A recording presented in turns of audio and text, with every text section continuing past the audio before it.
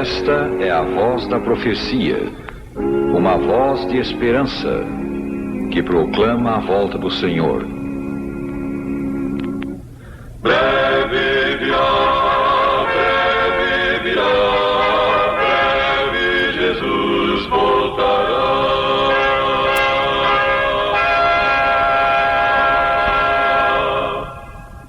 As palavras de Jesus dirigidas a alguns saduceus e errais não conhecendo as Escrituras mostram a importância do conhecimento do Santo Livro. Devemos conhecê-lo para não errar no que é de suprema importância, o nosso relacionamento com Deus. A seguir, responderemos a algumas perguntas sobre ensinos do grande livro. Primeiramente esta: a criação do Estado de Israel é cumprimento de profecia bíblica? Virá Israel a ser novamente a nação escolhida de Deus? Não. O surgimento do moderno Estado de Israel, em 1948, não diferiu do surgimento de outras nações como o Brasil, a Argentina e mais recentemente Suriname, a Costa do Marfim e outras. Cuidadoso estudo de uma das profecias de Daniel revela que o antigo Israel deixou de ser a nação escolhida, o instrumento de Deus para a evangelização do mundo, no ano 34 da nossa era. A igreja cristã tomou seu lugar para o referido fim. A razão disso foi que aquela nação, como nação, falhou em viver as normas do céu, e principalmente porque rejeitou o Senhor Jesus Cristo como Messias, o Salvador do mundo. O próprio Senhor Jesus disse a líderes daquele povo: o reino de Deus vos será tirado e será entregue a um povo que produz os respectivos frutos. São Mateus 22, 43. Esse povo que daria os seus frutos seria a igreja cristã. Como consequência desta mudança, praticamente as mesmas palavras ditas por Deus no Sinai com respeito ao antigo Israel foram pelo apóstolo Pedro aplicadas à igreja. No Sinai, Deus disse àquele povo: se diligentemente ouvirdes a minha voz e guardardes a minha aliança, vós me sereis reino de sacerdotes e nação santa. E escrevendo à Igreja Universal, São Pedro afirmou: vós, porém, sois raça eleita, sacerdócio real, nação santa, povo de propriedade exclusiva de Deus, a fim de proclamardes as virtudes daquele que vos chamou das trevas para a sua maravilhosa luz. 1 São Pedro 2, 9. Frisamos isto: a perda por parte do antigo Israel do status de nação escolhida, representante de Deus na terra, em nada afeta a situação do indivíduo israelita ou judeu, que é tão caro ao coração de Deus como os indivíduos de outras nações, como nós brasileiros ou como os alemães, os italianos, etc. Deus aceita por filho todo o que crê em Cristo como Salvador, seja esse crente de que raça ou nacionalidade for.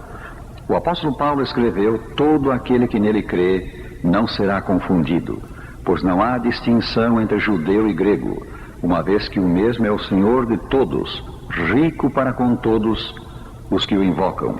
Romanos 10, 11 a 13. A rejeição de Cristo foi por parte dos dirigentes da nação, mas muitos dos seus cidadãos creram no Senhor. João Batista, a Virgem Maria, os 12 apóstolos, o apóstolo Paulo e milhares de outros que receberam a Cristo eram judeus. Resumindo, Israel é hoje, em relação a Deus, uma nação como as demais nações. Mas, como indivíduos, os judeus são objeto do amor de Deus, tanto quanto os outros homens. Quantas vezes voltará Cristo à terra para buscar o seu povo? Tenho ouvido que ele virá 2 vezes para esse fim. O claro ensino das Escrituras é que ele voltará uma vez. Algumas das referências à segunda vinda de Cristo são: porque assim como o relâmpago sai do Oriente e se mostra até no Ocidente, assim há de ser a vinda do Filho do Homem. São Mateus 24, 27. Pois assim como foi nos dias de Noé, também será a vinda do Filho do Homem. Versículo 37. Essas palavras são do próprio Senhor Jesus Cristo. O apóstolo Paulo, tratando da volta de Jesus, empregou as seguintes expressões: nós, os que ficarmos até à vinda do Senhor. 1 aos Tessalonicenses 4:15. A todos os que amarem a sua vinda. 2 Timóteo 4, 8. Notemos isto, em todas essas referências, o grande acontecimento é chamado a vinda do Filho do Homem, a vinda do Senhor, não as vindas.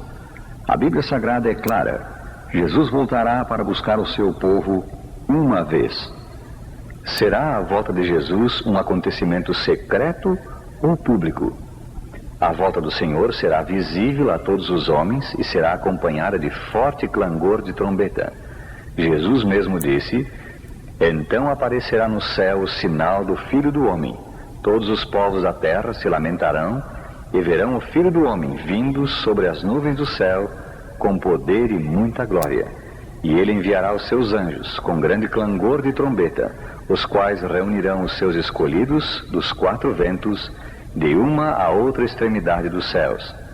São Mateus 24, 30 e 31. Na língua original do Novo Testamento, a língua grega, são empregadas 3 palavras para designar a volta do Senhor: parousia, epifânia e apocalipsis.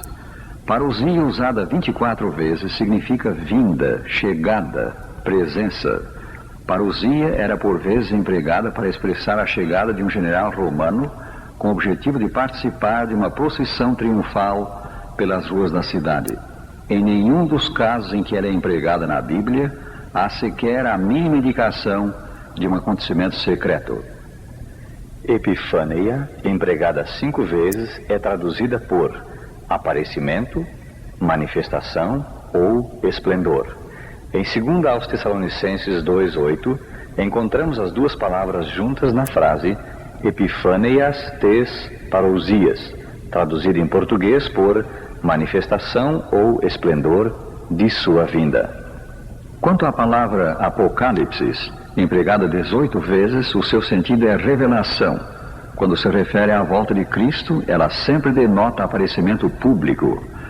Como vemos, as palavras empregadas para a volta do Senhor têm todas o claro e forte sentido de público aparecimento. Em 1 aos Tessalonicenses 4,16, o apóstolo Paulo descreve a maneira da volta de Jesus para daqui levar os seus, ressuscitando os justos mortos e transformando os justos vivos. O Salvador descerá do céu com alarido e com voz de arcanjo e com a trombeta de Deus. Nada feito em silêncio, secretamente, mas acompanhado de sonido de trombeta e visivelmente.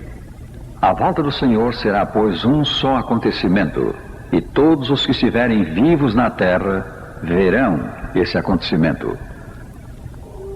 Em carta que nos escreveu, um ouvinte se declara preocupado com a sua condição espiritual e diz temer que pecou contra o Espírito Santo.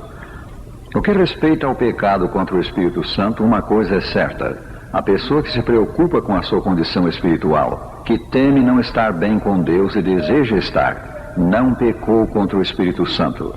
Pois quando alguém peca contra o divino agente, não mais se preocupa pelo seu relacionamento com Deus, está espiritualmente morto. O Espírito Santo é quem nos leva a ver o pecado e move-nos ao arrependimento. Quando ele vier, convencerá o mundo do pecado, da justiça e do juízo. São João 16, verso 8. Havendo convencido a alma do pecado, ele aponta a Jesus como Salvador, aquele que perdoa os nossos pecados e nos guarda de pecar. Quando, porém, vier o Consolador, que eu vos enviarei da parte do Pai, o Espírito da verdade, que dele procede, esse dará testemunho de mim, disse Jesus. São João 15, 26. Resistir persistentemente à voz do Espírito, recusando deixar o pecado e entregar-se ao Salvador, entristece o Espírito Santo. O apóstolo adverte contra isso nas palavras: não entristeçais o Espírito de Deus. Efésios 4:30. Mais que isto, a prolongada resistência à voz do Espírito caleja a consciência, de modo que esta não mais ouve os apelos do céu. O mesmo apóstolo fala dos que têm cauterizada a própria consciência. 1 Timóteo 4:2. Tornando-se a consciência de uma pessoa insensível aos apelos do Espírito Santo, ele por fim se afasta de tal pessoa. A respeito dos antediluvianos, que foram grandes pecadores e resistiram aos apelos do céu, Deus disse: O meu espírito não agirá para sempre no homem, e os seus dias serão 120 anos. Gênesis 6, 3. Passados os 120 anos de graça dados aos homens daquela geração, o Espírito do Senhor se afastou deles.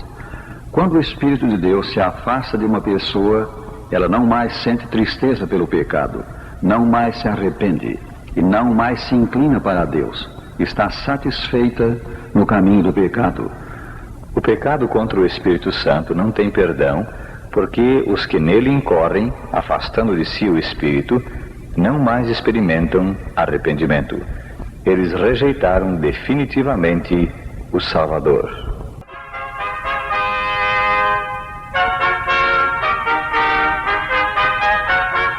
Servos de Deus, a buzina tocai, breve Jesus voltará. A todo mundo a mensagem levai, breve Jesus voltará.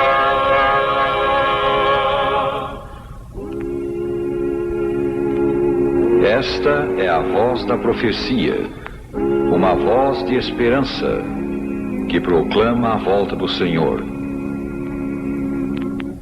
Breve virá,